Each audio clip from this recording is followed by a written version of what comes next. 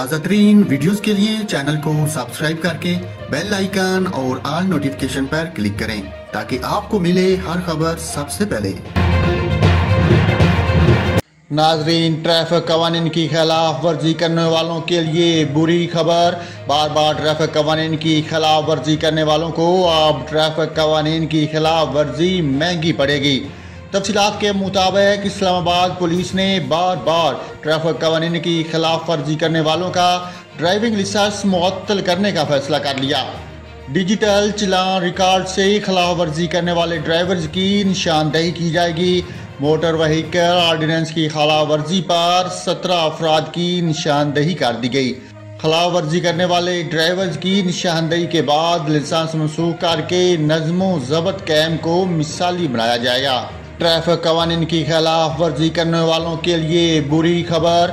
बार बार traffic कवानीन की खिलाफ वर्जी करने वालों को अब ट्रैफिक कवानीन की खिलाफ वर्जी महंगी पड़ेगी। तफसीलात के मुताबिक इस्लामाबाद पुलिस ने बार बार ट्रैफिक कवानीन की खिलाफ वर्जी करने वालों का ड्राइविंग लाइसेंस मुअत्तल करने का फैसला कर लिया।